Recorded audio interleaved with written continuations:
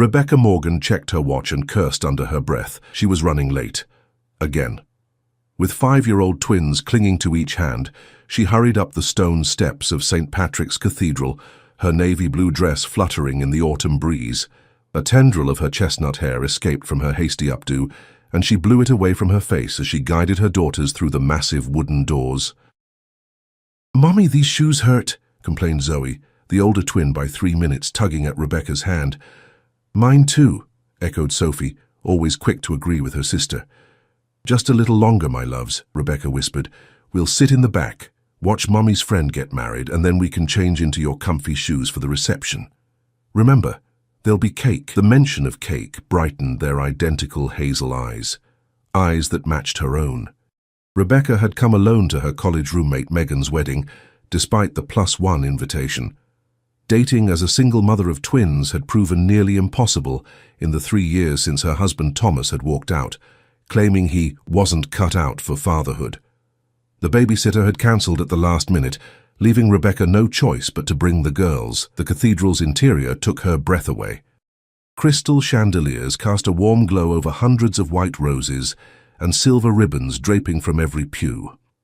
Rebecca hadn't expected such extravagance for practical, budget-conscious Megan, but perhaps her fiancé had insisted on going all out. An usher approached with a practiced smile. "Bride or groom?" "Bride," Rebecca whispered, scanning the packed church. She didn't recognize a single face, which seemed odd for her friend's wedding. "Last row on the left," he directed, already turning to the next guests. Rebecca guided her daughters to the indicated pew, settling between them to prevent the inevitable squabbling. The cathedral was filled with the soft murmur of conversation and the delicate notes of a string quartet playing somewhere near the altar. "Is that your friend?" Sophie pointed to a portrait displayed on an easel near the entrance, a stunning woman with platinum blonde hair and a dazzling smile. Rebecca squinted. "No, that's not Megan." A cold realization washed over her. She fumbled for the invitation in her clutch and read the details again. St. Patrick's Cathedral, October 15th, 2 p.m. The date and time were correct, but the names printed in elegant silver script were unfamiliar. Catherine Elizabeth Reynolds and Jackson William Hayes. "Oh no," she breathed. "Girls, we're at the wrong wedding." Just as she prepared to usher the twins back out, the music swelled and everyone rose. Too late. The bridal procession had begun. Trapped by politeness and the fear of causing a scene, Rebecca remained standing, her cheeks burning with embarrassment. She would slip out during the first opportunity after the bride walked down the aisle. The groom appeared at the altar, tall and commanding in a perfectly tailored black tuxedo. Even from the back of the cathedral, his presence was magnetic. Dark hair, broad shoulders, and a posture that spoke of confidence and power. The collective intake of breath from the guests suggested this was someone important. As the bride floated down the aisle in a cloud of white silk and lace, Rebecca noticed the photographer circling to capture every angle. He was moving toward their pew. Instinctively, she tried to make herself smaller, tugging the girls closer. "Mommy, I need the bathroom," Zoe announced, her voice carrying in the momentary silence between musical phrases. "Shh, honey, just a few minutes," Rebecca pleaded quietly. Sophie, not to be outdone, piped up, "Me too." Several nearby guests turned to look, their expressions ranging from amused to annoyed. Rebecca wished the floor would open and swallow her whole. The bride had reached the altar now, and the minister asked everyone to be seated. As Rebecca sank gratefully into the pew, Sophie wriggled free and darted into the aisle. Before Rebecca could grab her, Zoe followed, determined not to be left behind. They collided with the photographer, who stumbled backward, his camera flashing wildly. The series of flashes drew everyone's attention, including the groom's. As he turned to locate the disturbance, the camera captured his face in perfect clarity. Rebecca froze. Those piercing blue eyes, the strong jaw, the small scar above his right eyebrow, it couldn't be.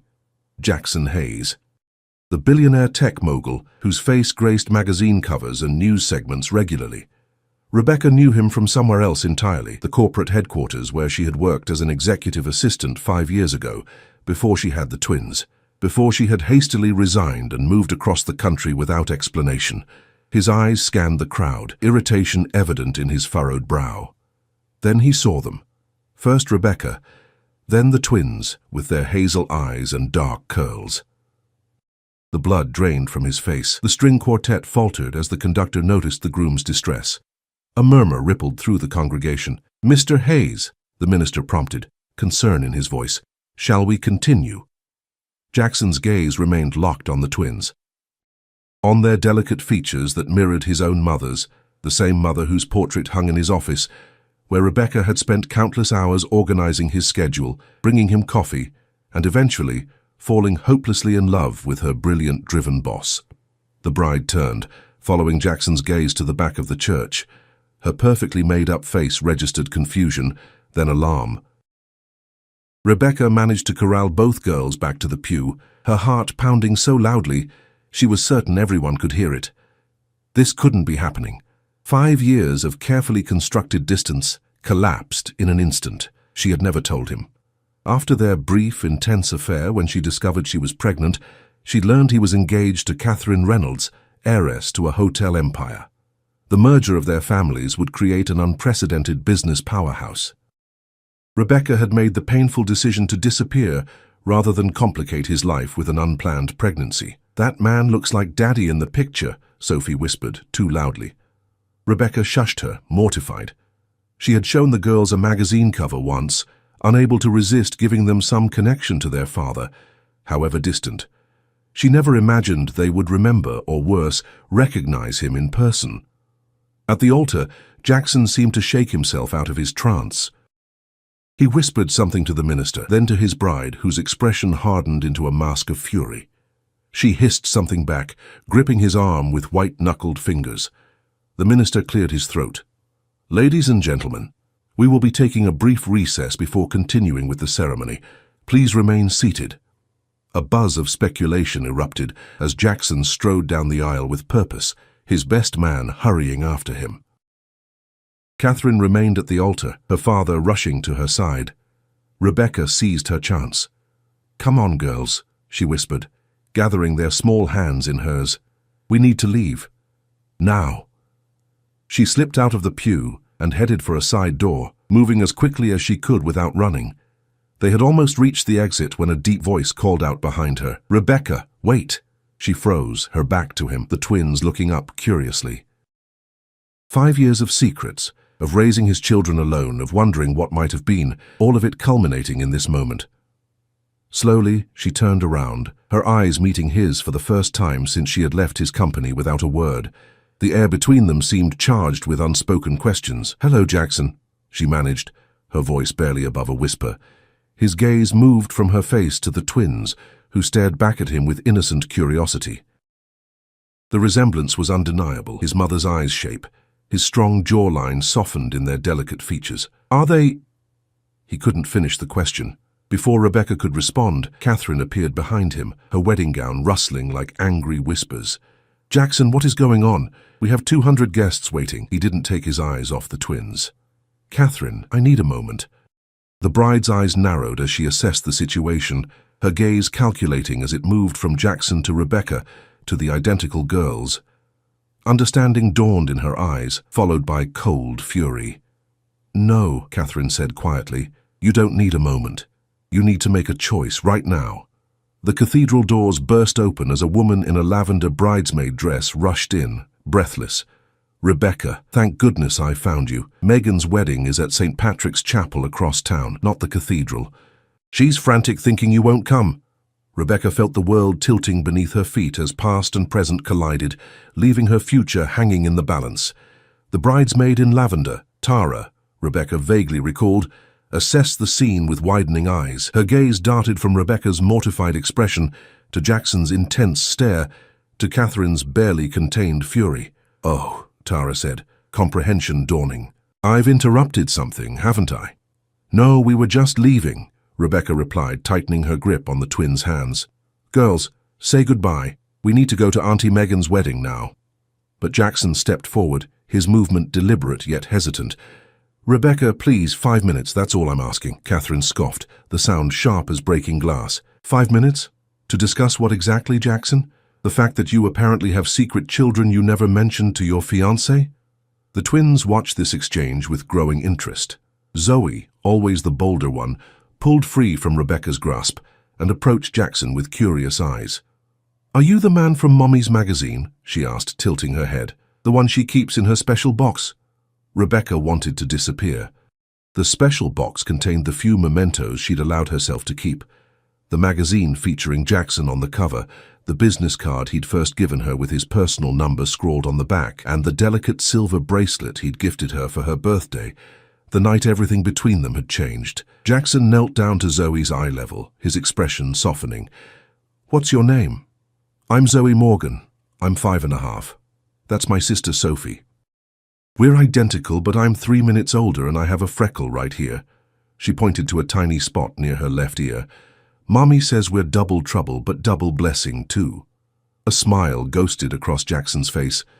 "It's nice to meet you, Zoe Morgan."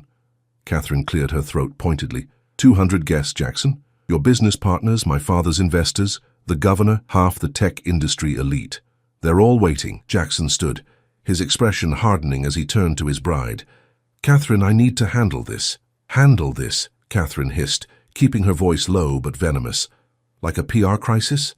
A business negotiation gone wrong? These are children, Jackson. Children who look exactly like you, in case you hadn't noticed." Tara, the forgotten bridesmaid, awkwardly shifted her weight. "I should go call Megan. Let her know you're delayed." She backed away, nearly tripping over her lavender gown in her haste to escape the tension. Rebecca seized the moment. "We should go too. I'm sorry for the disruption. This was a mistake. Coming to the wrong wedding, I mean." She tugged gently at Sophie's hand, but the child resisted, staring at Jackson with undisguised fascination.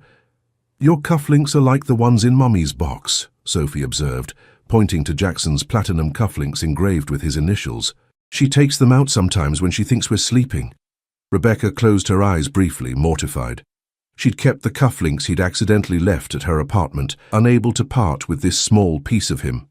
That the girls had noticed her private moments of nostalgia was humiliating. Jackson's best man approached cautiously. "Jack, the minister's asking if we should announce a longer delay. People are getting restless." Catherine's perfect bridal makeup couldn't disguise the fury contorting her features. "There won't be a delay, Kevin. Jackson is going to make a choice right now." She turned to her groom, voice deadly quiet. "Me or them? Your carefully constructed future or your past mistake?" Rebecca flinched. "We were never a mistake. Come on, girls." "Wait," Jackson said, his voice commanding yet gentle. He turned to his best man. "Kevin, tell the minister we need 30 minutes. 30 minutes? Catherine exploded. "You can't be serious." "Actually, tell him the ceremony is postponed," Jackson amended, never taking his eyes off Rebecca and the twins. "Indefinitely." A gasp escaped Catherine's perfectly painted lips. "You're choosing them? After everything we've built? The merger, the contracts, our family's expectations? You're throwing it all away for a former secretary and her, my daughters," Jackson interrupted, his voice like steel. "They're my daughters, aren't they, Rebecca?" The cathedral seemed to hold its breath. Rebecca nodded slowly, unable to deny what was now plainly obvious to everyone. "Yes, they're yours." Catherine's face crumpled momentarily before she regained her composure. "I see. Well, I suppose I should thank you for showing your true colors before I made the catastrophic mistake of becoming your wife." She twisted the enormous diamond engagement ring from her finger and pressed it into Jackson's palm. "I'll let you explain to our guests why the wedding is cancelled. I'm sure you'll find a way to spin it. You always do." With that, she swept down the aisle, her wedding gown billowing behind her like a storm cloud, her father hurrying after her. The best man looked between Jackson and Rebecca. "What should I tell everyone?" "The truth," Jackson said simply. "That something unexpected has come up that requires my immediate attention. Make my apologies. Ensure everyone is directed to the reception venue. The food and drinks shouldn't go to waste. Tell them I'll make a formal statement tomorrow." Kevin nodded, his expression carefully neutral as he took in the twins. "Will do. You know this is going to be all over the business news by dinner time, right?" "I know. I'll deal with it." After Kevin left, an awkward silence fell between them. The twins, sensing the gravity of the moment, pressed closer to Rebecca. "There's a small chapel office through that door," Jackson said, gesturing to a side entrance. "We should talk privately." Rebecca hesitated. "The girls—" "Bring them, please." The office was modest but comfortable, with a desk, a small conference table, and a wall of theological books. The twins immediately gravitated toward a basket of children's books in the corner, allowing the adults a moment of semi-privacy. Jackson ran a hand through his perfectly styled hair, disheveling it in a way that made him look more like the man Rebecca had fallen for years ago, not the polished business titan he'd become. 5 years, he said quietly. You disappeared without a word. I hired private investigators. I thought you might be... He couldn't finish the sentence. Dead? Rebecca supplied. No, just pregnant and heartbroken. I found out about your engagement to Catherine the same week I discovered I was expecting. The tabloids were very thorough in their coverage of America's next power couple. Jackson's expression darkened. I wasn't engaged when we were together. But you were planning to be, Rebecca countered. The merger between Hayes Technologies and Reynolds Hotels had been in negotiation for months. I processed the paperwork, remember? I knew what was coming. That was business, he insisted. Catherine and I... It was a strategic alliance. Our relationship developed later. Rebecca laughed without humor. A strategic alliance, how romantic. Is that what you told yourself to justify moving on so quickly after I left? Jackson's jaw tightened. You didn't give me a chance to explain. You just vanished. No note, no call, nothing. Do you have any idea what that did to me? Do you have any idea what it's like raising twins alone while working 2 jobs to make ends meet? Rebecca shot back. Watching your face on television, seeing you named Bachelor of the Year while I was up all night with colicky babies, reading about your engagement while I was choosing between paying the electric bill or buying formula.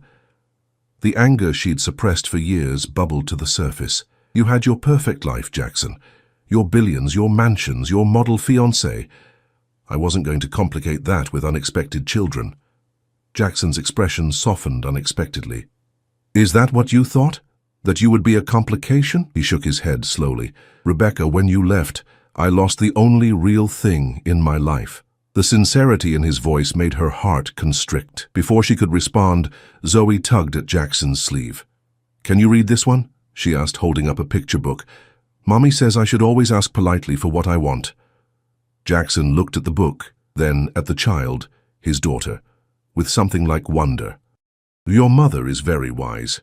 He glanced at Rebecca. She always was. Sophie joined her sister, clutching another book. I want a story, too. Can we sit on your lap? You're very tall. A genuine smile transformed Jackson's face, softening the hard edges that success and responsibility had carved into his features. For a moment, Rebecca glimpsed the man she'd fallen in love with. Brilliant and driven, yes, but also kind and surprisingly vulnerable when his carefully constructed walls came down. We should go, Rebecca said, the words feeling like gravel in her throat.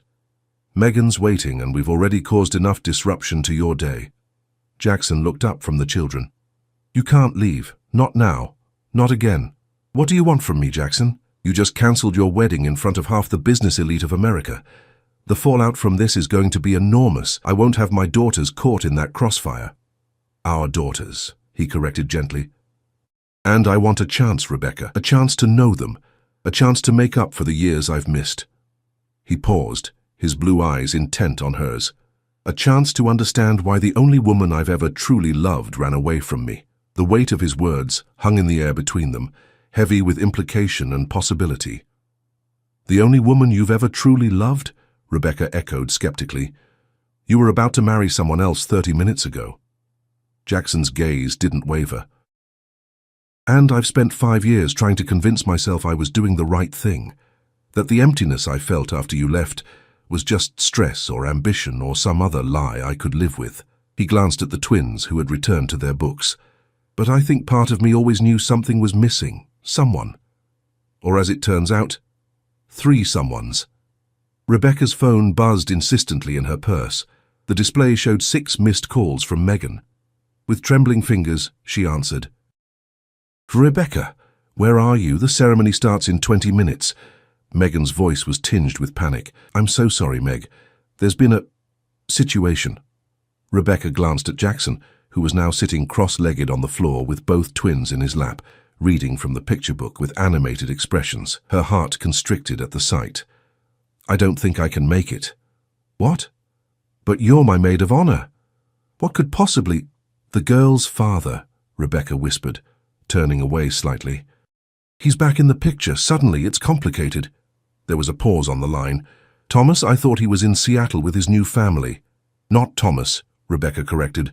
Their biological father. Another longer pause. The mystery executive you never named? The one who doesn't know about them? He knows now. Oh my God, Megan breathed. Are you okay? Do you need me to come to you? I can postpone. Don't you dare, Rebecca interrupted. This is your day. I'll figure this out and try to make it to the reception if I can. If not, we'll celebrate when you get back from your honeymoon. I'm so sorry.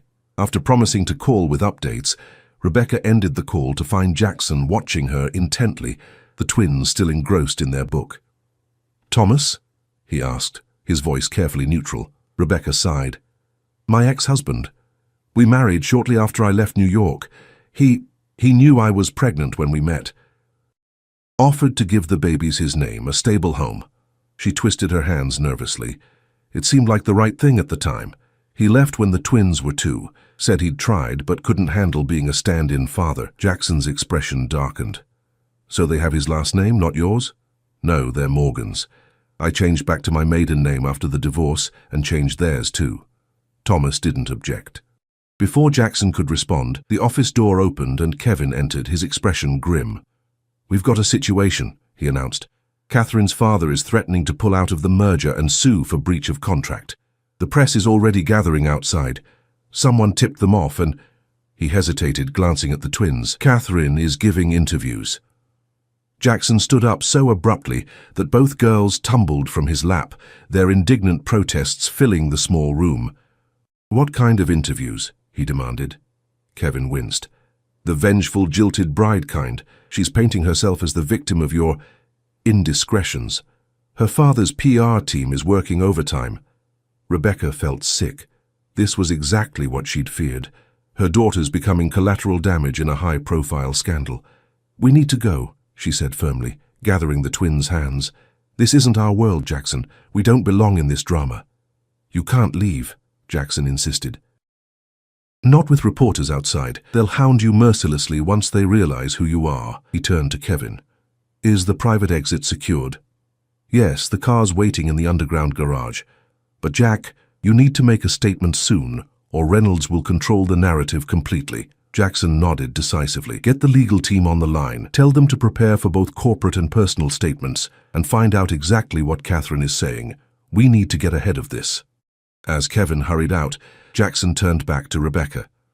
Come with me to my penthouse. It's secure, private. We can talk properly there. Figure this out together. Please, Rebecca. She hesitated, torn between self-preservation and the undeniable pull she still felt toward this man who had once been her world. Mommy, I'm hungry, Sophie complained, breaking the tension. You said there would be cake. There will be cake at Auntie Megan's wedding, Rebecca reminded her. But I want to go with him. Zoe pointed at Jackson. He does the funny voices better than you do. Rebecca felt cornered. Girls, this is Mr. Hayes.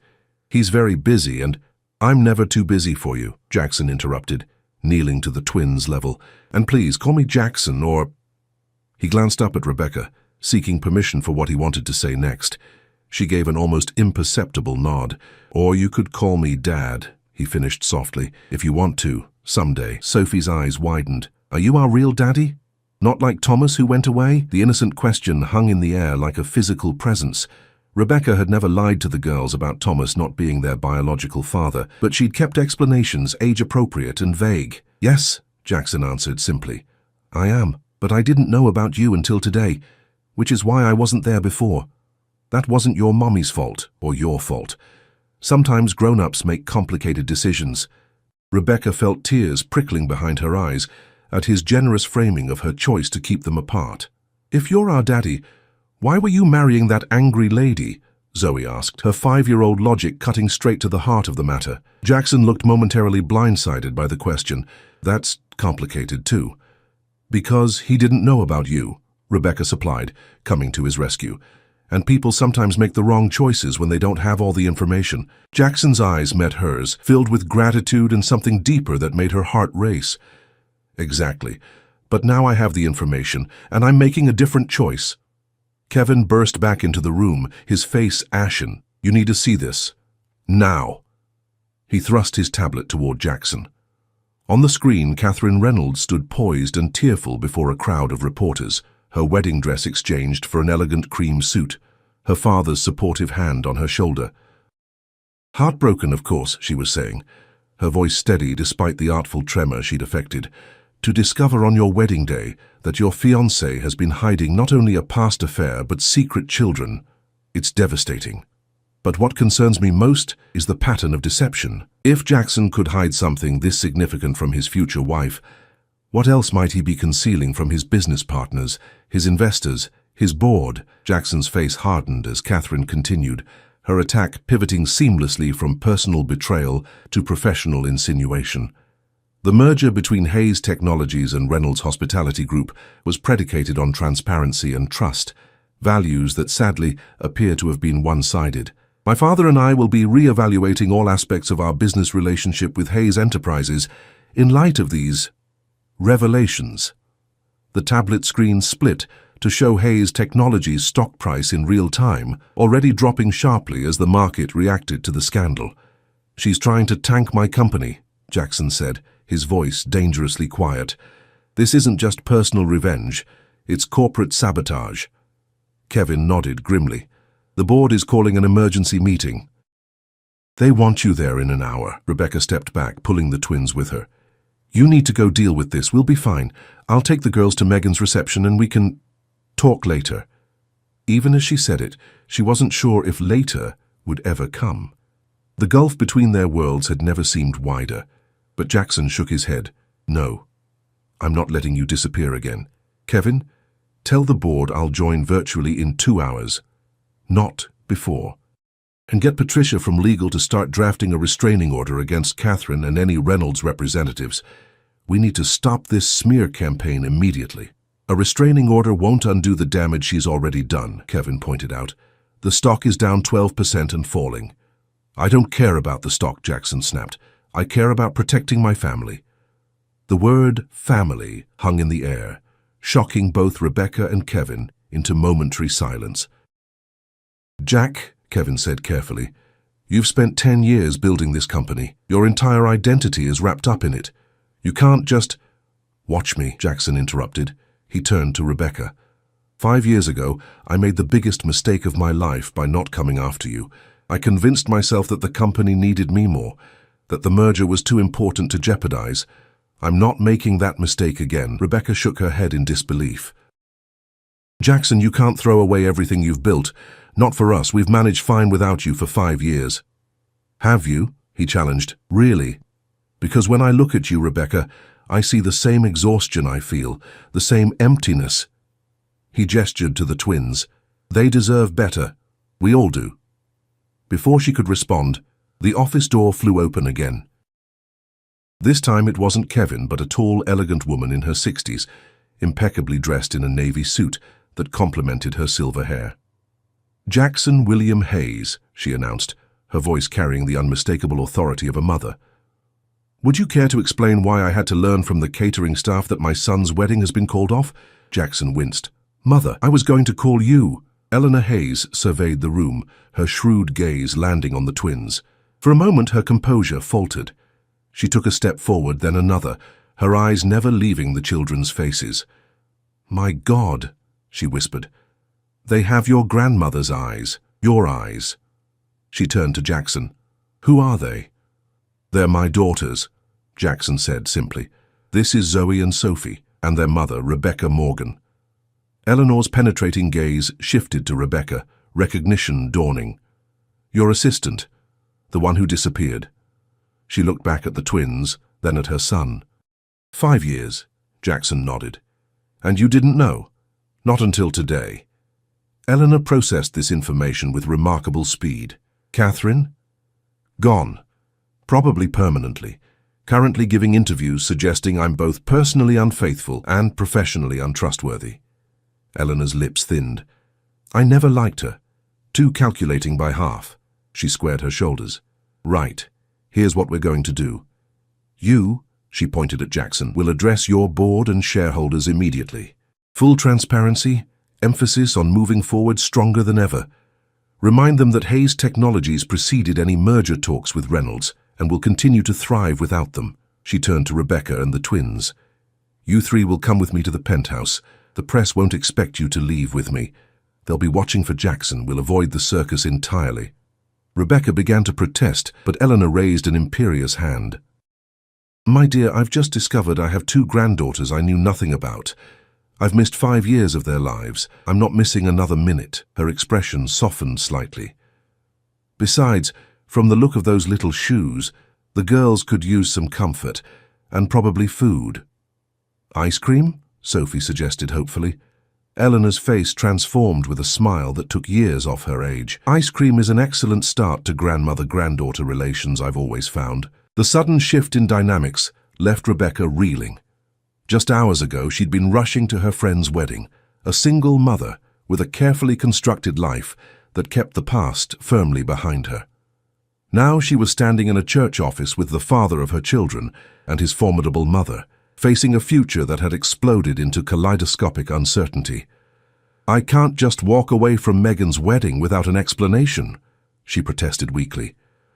Call her, Jackson suggested. Tell her the truth, that the girl's father wants to be in their lives, that it's complicated but important, that you need time to figure this out. The simplicity of his framing made it sound so reasonable when nothing about this situation was reasonable at all. And what exactly are we figuring out, Jackson? Rebecca asked, the question that had been burning inside her finally breaking free. A visitation schedule, child support, or are you planning to simply insert yourself into our lives as if the last 5 years never happened? Eleanor's eyebrows rose at Rebecca's directness, but Jackson didn't flinch. I'm figuring out how to be a father to my daughters, he said steadily. How to make up for 5 years of absence, however unintentional that absence was. And yes, Rebecca, I'm figuring out what place you still hold in my life, because despite everything, despite the time and distance, seeing you today... He trailed off as the twins watched with undisguised interest. Eleanor tactfully intervened. Perhaps this conversation should continue somewhere more private. Girls, would you like to see if we can find some cookies in the reception hall while your parents talk? Are you really our grandmother? Zoe asked skeptically. I really am, Eleanor confirmed. And grandmothers are excellent cookie finders. It's a special talent we develop. Sophie looked to Rebecca for permission. After a moment's hesitation, she nodded. Stay with Mrs. Hayes. Be good. We'll be right here. As Eleanor led the twins out, Rebecca turned back to Jackson. This is insane, she said quietly. You can't just decide to become a family because of one chance encounter. Life doesn't work that way. Why not? Jackson challenged. Life brought us together once before. 2 people from completely different worlds meeting because you were assigned to my office. What were the odds then? That was different. We were different. Rebecca paced the small office. You have responsibilities, a company in crisis. I have a life in Boston. The girls have school, friends. All negotiable details, Jackson insisted. The company will survive. I built it from nothing once. I can rebuild it if necessary. The girls can transfer schools. Boston is a 2-hour flight from New York. Rebecca stared at him. You're serious? Completely. Jackson, you can't reorganize lives like business assets. It's not that simple. It can be, he said, stepping closer. It is, when you cut through all the noise and focus on what really matters. And today made one thing crystal clear to me. He took her hand gently. I've spent 5 years chasing the wrong future.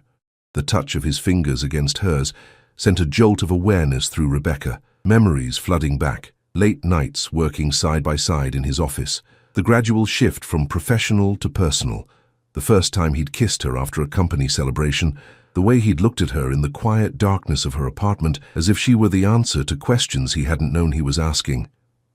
Catherine was right about one thing, Jackson continued. I was living a lie, but not the one she thinks. The lie was pretending I could be satisfied with a strategic partnership, masquerading as a marriage, pretending I'd moved on from you. Rebecca withdrew her hand, needing distance to think clearly. Even if that's true, we can't just pick up where we left off. Too much has happened. I've changed. You've changed. Of course we have, Jackson agreed. I'm not suggesting we pretend the past 5 years didn't happen. I'm suggesting we build something new, something better, with our eyes fully open this time. The office door opened and Kevin reappeared, his expression grave.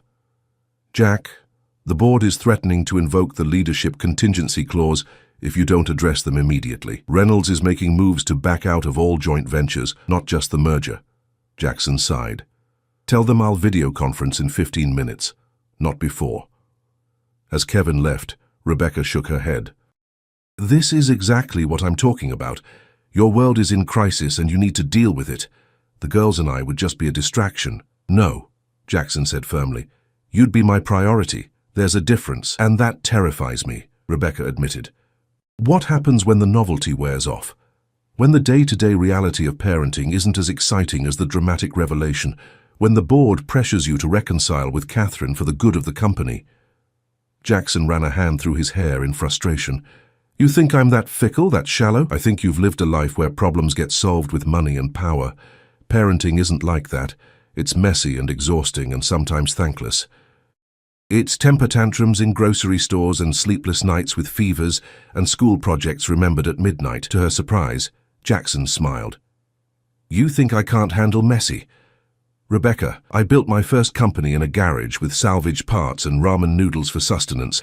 I negotiated acquisitions while battling pneumonia because I couldn't afford to show weakness. I've clawed my way up from nothing. His expression softened. What I've never had is something real to fight for. Someone to come home to, a reason beyond the next deal, the next milestone. Before Rebecca could respond, the twins burst back into the room, faces smeared with chocolate, Eleanor following with an apologetic smile. Sorry, she said. The caterers were packing up the reception desserts. The girls were very persuasive. Grandmother let us have 2 cookies each, Sophie announced proudly. And she said we can visit her house that has a swimming pool. Did she now? Rebecca raised an eyebrow at Eleanor, who didn't look remotely abashed. I also mentioned that such visits would of course be contingent upon their mother's approval, Eleanor added smoothly. She turned to Jackson. The car is ready at the private exit. I've arranged for Rebecca and the girls to come to the Connecticut house. It's more secluded than the penthouse. Fewer reporters. You can join us after you've dealt with the board. Jackson looked at Rebecca questioningly. It's your decision, no pressure. Rebecca felt cornered yet again, but recognized the practical wisdom in Eleanor's suggestion. The media would be swarming, looking for the woman and children who had derailed one of the highest-profile weddings of the year. All right, she conceded, but just for tonight. The girls have school on Monday. Eleanor smiled triumphantly. Excellent. I'll have my assistant arrange for some necessities to be delivered. Clothes, toiletries, whatever you might need. As they prepared to leave, Jackson pulled Rebecca aside. Thank you for this chance. I know it's not easy to trust me again. I'm not sure I do, Rebecca admitted. But the girls deserve to know their father, and you deserve to know them. And us? Jackson asked quietly. Do we deserve another chance too? Rebecca met his gaze steadily. I don't know. That's something time will have to tell. The Connecticut estate was a revelation, not for its grandeur, though it was undeniably magnificent, but for the unexpected warmth it exuded. Family photographs lined the walls, worn leather sofas invited relaxation, and the kitchen showed signs of actual use rather than mere display. Eleanor proved to be a natural grandmother, producing a collection of Jackson's childhood toys from the attic and regaling the twins with stories of their father's youth, many of which were news to Rebecca as well. By evening, the girls were thoroughly enchanted with their new grandmother and the discovery of their heritage. After the twins were finally asleep in a guest room decorated hastily but thoughtfully with stuffed animals and nightlights, Rebecca wandered onto the terrace overlooking the manicured gardens. The October air was crisp, stars emerging in the darkening sky. They're finally down? Eleanor asked, joining her with 2 glasses of wine. Rebecca accepted one gratefully. Yes, thank you for today. For everything. No need to thank me for being a grandmother. It's a privilege I thought I might never have. Eleanor studied her over the rim of her glass. He's different with you, you know. More himself. Rebecca shifted uncomfortably. We barely know each other anymore. Perhaps, Eleanor conceded. But some connections transcend time and circumstance. She paused. Catherine was never right for him. I knew it. He knew it. The marriage was about creating a business dynasty, not happiness. "And you think I could make him happy?" Rebecca asked skeptically. "I think you already did once, and I think he's never forgotten what that felt like." Eleanor set down her glass. "My husband built an empire, but our marriage was empty. I don't want that for my son." "I can't promise anything," Rebecca said honestly. "I'm not asking you to. Just don't disappear again without giving him a chance to prove himself." With that, Eleanor excused herself, leaving Rebecca alone with her thoughts. Hours later, the sound of a car on the gravel driveway announced Jackson's arrival. He found Rebecca still on the terrace, wrapped in a borrowed sweater against the night chill. "How bad was it?" she asked, as he collapsed into the chair beside her. "Brutal," he admitted. "The stock fell 20% before stabilizing. The Reynolds merger is officially dead. Several board members threatened to resign." He rubbed his eyes tiredly. "But we'll survive. Hayes Technologies was strong before the merger talks, and it will be strong again." "I'm sorry," Rebecca said sincerely. "I never wanted to cause this chaos in your life." "You didn't. These are the consequences of my own choices, past and present." He leaned forward, moonlight silvering his features. "How are the girls?" "Asleep. They love your mother, by the way, and this house. Sophie has already claimed the tree swing as her special place." Jackson smiled. "I used to spend hours on that swing as a kid. My father built it the summer I turned 7.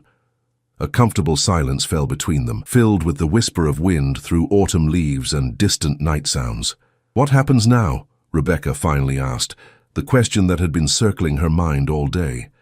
"Now we take it one day at a time," Jackson replied. "I'd like to establish regular visitation immediately. I've already spoken to my legal team about formal recognition of paternity and appropriate financial support." Rebecca nodded, relieved at his practical approach. "As for us," he continued carefully, "I propose friendship first, getting to know each other again slowly. No pressure, no expectations beyond co-parenting our daughters."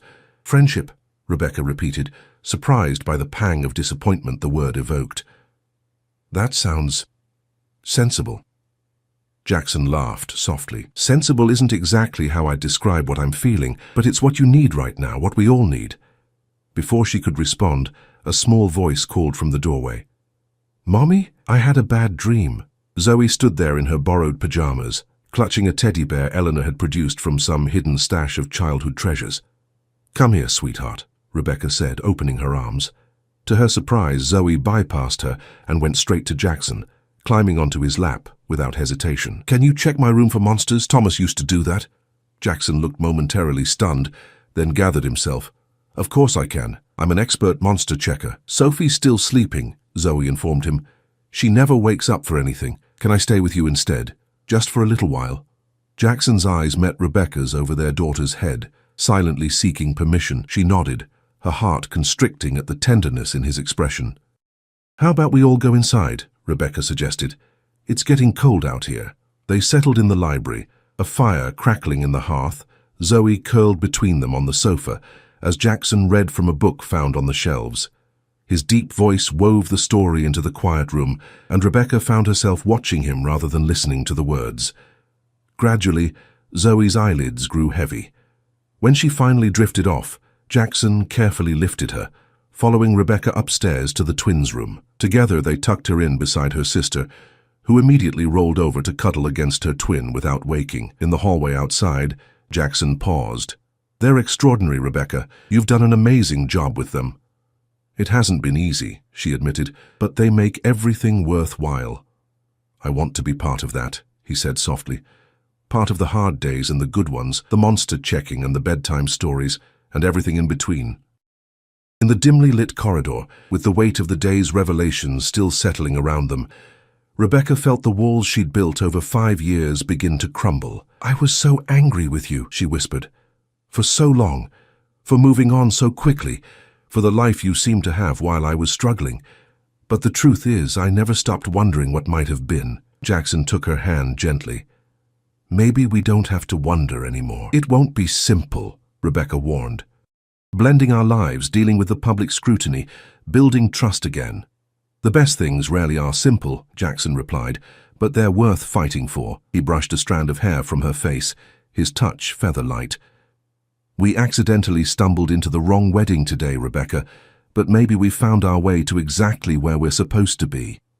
6 months later, Rebecca stood at another cathedral entrance, this time in a white dress of her own design. Through the doors, she could see the much smaller gathering of guests, close friends, family, colleagues, who had proven their loyalty during the turbulent aftermath of the wedding that wasn't, as the press had dubbed it. Zoe and Sophie waited at the altar in matching lavender dresses, practicing their flower girl duties with characteristic enthusiasm. Eleanor sat in the front row, elegant as ever, beaming with grandmotherly pride. And there was Jackson, not at the altar but walking toward her, handsome in his tailored suit. "Ready?" he asked, offering his arm. Rebecca smiled, remembering the chaotic path that had led them here, the wrong wedding that had somehow been exactly right. Ready.